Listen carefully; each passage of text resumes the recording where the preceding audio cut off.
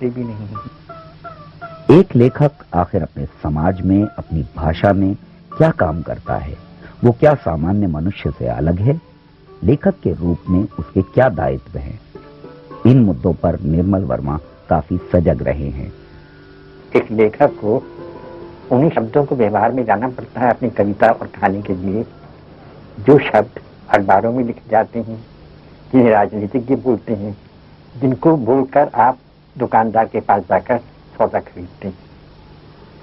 एक लेखक भाषा पर जमा हुई उस समूची गर्द और मैल को पूछता है जो दुनिया के बाकी क्षेत्रों में लोग अपने अपने स्वार्थों के लिए भाषा के माध्यम से प्राप्त करना चाहते हैं। एक लेखक बाकी लोगों से इसलिए अलग है क्योंकि भाषा उसके लिए सिर्फ माध्यम नहीं, भाषा उसके लिए सिर्फ साधन नहीं, भाषा उसका साध्य भी है। और साध्य इस अर्थ में है कि शब्दों की अपनी स्वायत्त गरिमा को जब तक वो उसकी पवित्रता को नहीं समझेगा, तब तक वो भाषा के साथ वही सलूक करता रहेगा जो एक डिक्टेटर करता है या एक व्यापारी करता है। एक लेखक का अपनी भाषा के साथ क्या संबंध है, इसमें उसकी नैतिक जिम्मेवारी झलकेगी, संपन्न हो पाएगी। मैं समझता हूं कि अगर एक कारपेंटर बढ़ई मेज बनाता है और लकड़ी की जांच नहीं करता, उसको जांच करनी नहीं आती, तो वो मेज या कुर्सी कभी भी अच्छी नहीं बना पाएगा। अगर उसे घटिया लकड़ी मिलेगी भी तो भी वो उसे ज्यादा से ज्यादा सुघड़ बनाने की कोशिश करेगा, क्योंकि वो माध्यम है जिसकी वजह से अच्छी मेज बनती है। इस लिहाज से भाषा का माध्यम होना बहुत महत्वपूर्ण है। लेकिन साध्य वो इस अर्थ में है कि जो कविता बनेगी उसके सत्य को पाने के लिए हमें उस कविता के भीतर ही जाना पड़ेगा, कहीं और नहीं। और इस अर्थ में कविता साध्य भी है और भाषा उसका माध्यम है उस साध्य को प्राप्त करने का। निर्मल वर्मा ने एक प्रतिबद्ध कम्युनिस्ट लेखक के रूप में अपनी रचना यात्रा शुरू की थी। ये लंबे समय तक तत्कालीन चेकोस्लोवाकिया में भी रहे, जहां कम्युनिज्म से इनके मोहभंग की शुरुआत हुई। मैं मानता हूं कि 20वीं शताब्दी में कम्युनिज्म ही एक ऐसी विचारधारा थी जो मानवीय सिद्धांत, मानवीय आदर्शों का सबसे सुंदर उदाहरण लेकर हमारे सामने आए थे। समता, आजादी, न्याय, जस्टिस, लोगों के भीतर आपस में सौहार्द भाव, इससे ज्यादा सुंदर आदर्श, मानवीय आदर्श और क्या हो सकते हैं। और सबसे बड़ा तो ये कि जो सबसे पिसे हुए लोग हैं, सबसे शोषित लोग हैं, सबसे बेबस लोग हैं, उन्हें वाणी मिले कि वो अपनी आवाज ऊपर उठा सकें। इतिहास में पहली बार सतह पर रोशनी में उनकी शक्ल दिखाई दी। हंगेरी पर, चेकोस्लोवाकिया पर जब एक मजदूरों की ही सरकार ने, सोवियत यूनियन ने आक्रमण किया, तो मुझे सोचना लगा कि अगर अमेरिका करे तो कोई बात समझ में आती है। अमेरिका अगर वियतनाम पर करती है, चाहे कितना ही बुरा क्यों न लगे, वो बात समझ में आती है कि वो एक साम्राज्यवादी देश है। इस दृष्टि से वो फाशिज्म से भी कहीं ज्यादा बुरा है, क्योंकि फाशिज्म का अत्याचार तो नंगे तौर पर लोग आंखों से देख लेते हैं, जबकि कम्युनिज्म के चेहरे को हम नहीं, बहुत वर्षों तक नहीं पहचान पाते, क्योंकि उसके पीछे बहुत ही सुंदर आदर्शों और उदात्त भावनाओं का नकाब पड़ा रहता। ये कोई सहयोग नहीं था कि 40, 50, 60 वर्ष तक सोवियत संघ में सच को झूठ, न्याय को अन्याय, हर चीज को रात को दिन कहते रहे और हम उस पर विश्वास करते रहे। एक विचार, एक दर्शन के रूप में मार्क्सवाद और उसके व्यवहारिक पक्ष को निर्मल वर्मा अलग अलग करके देखते हैं। क्या ये एक गारंटी है कि मेरे सुंदर और अच्छे विचार मुझे एक बेहतर व्यक्ति बना सकते हैं?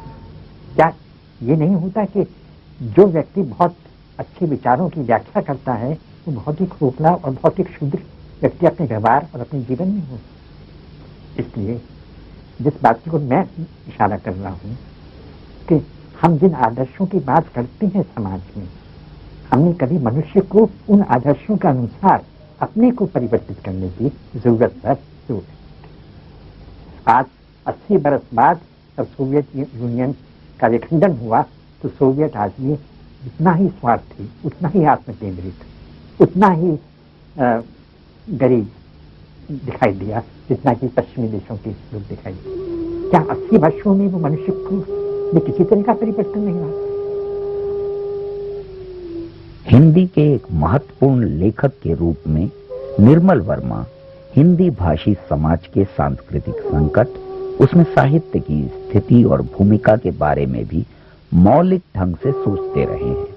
अगर हिंदी भाषी व्यक्ति केरल की फिल्म न समझ पाए वो तो मुझे समझ में आती है बात। खुद हिंदी समाज में हिंदी लेखकों या हिंदी फिल्मकारों को समझने में आम जनता को मुश्किल पड़ती है और ये एक सांस्कृतिक संकट, एक गहरे सांस्कृतिक संकट का संकेत है। बंगला, कन्नड़, मलयाली समाज में एक तरह की होमोजीनियटी है, एक तरह की सांस्कृतिक एकात्मकता है जो आपको हिंदी समाज में नहीं दिखाई देती। हिंदी की खड़ी बोली का साहित्य सिर्फ 100 वर्ष हुआ। हमारी जड़ें आज भी गांव में बोलियों में हैं। खड़ी बोली उतनी ही थोड़ी सी बाहर की भाषा है जैसे हमारे लिए कभी अंग्रेजी थी। शायद ही साहित्य का ने इस भाषा, एक ऐसी भाषा में 100 वर्षों में इतना विकास किया हो जितना हिंदी ने किया है। ये तो उसका बड़ा पॉजिटिव पॉइंट है। लेकिन इसका जो नेगेटिव, नकारात्मक पहलू है कि ये आम जनता के भीतर जो कॉन्टिन्यूटी, जो सातत्य भाषा का अगर रहता तो हमारा आज का हिंदी साहित्य भी उतना ही जन के निकट होता जैसा बंगला का साहित्य है या मलयालम का। निर्मल वर्मा समाज के सांस्कृतिक पिछड़ेपन और किताबों से हमारे संबंध के बारे में भी सोचते रहे हैं। लेकिन टेलीविजन जैसे माध्यमों के आने से साहित्य पर जिस संकट का जिक्र अक्सर किया जाता है उसके बारे में इनकी राय कुछ अलग है। जिन देशों में टेलीविजन का प्रसार भारत से कहीं ज्यादा है, अमेरिका या इंग्लैंड या यूरोप, वहां पर किताबों की बिक्री कितनी ज्यादा होती, वहां पर पब्लिशर्स कितनी अच्छी मैगजीन्स और पत्रिकाएं निकालते हैं। लोग पढ़ते भी हैं और टीवी देखते भी हैं। बल्कि मुझे तो टीवी इत्यादि जो मास मीडिया के साधन का जो प्रसार है वो एक तरह की ब्लेसिंग इन डिस्गाइज लगता है। कुछ आलोचकों का ये भी मानना है कि निर्मल वर्मा अपने निबंधों में भारत और यूरोप के बीच एक वैचारिक पुल बनाने की कोशिश करते हैं। इनका प्रमुख सरोकार ये है कि भारत और यूरोप के बीच कैसा संबंध बन सकता है, वो एक दूसरे को क्या दे सकते हैं। ये जरूर है कि हर सभ्यता कुछ चीजों को थोड़ा उभार कर रखती है और कुछ चीजें दबी रहती हैं।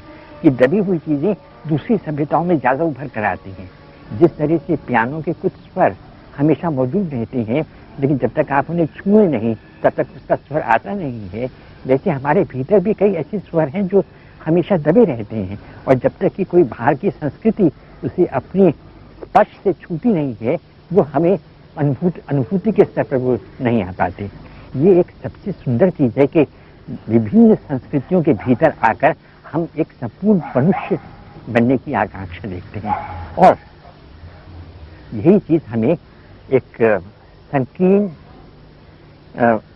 अपनी सभ्यता का संकीर्ण रूप से विवेचन करना का यही सब कुछ है, इसी में सब कुछ है, इससे बचाती है। इस लिहाज से मैं समझता हूँ कि यूरोप और भारत की सभ्यताएं एक दूसरे से अलग भी हैं और एक दूसरे की संपूर्ति भी करती हैं। निर्मल वर्मा के वैचारिक निबंध भी इनकी कहानियों और उपन्यासों की ही तरह महत्वपूर्ण हैं। अनेक निबंधों में ये भारतीयता की गंभीर खोज करते हैं। कुछ आलोचकों की निगाह में इनके निबंध विवादास्पद भी हैं क्योंकि इनमें पौराणिकता का अतिरिक्त आग्रह दिखाई पड़ता है। गणेश का क्या स्थान रहा है हमारे संस्कारों में, हनुमान का क्या रहा है, शिव का क्या रहा है, हमारी पौराणिक कथाओं ने हमारे अंतश्चेतना में कितना गहरा असर डाला है।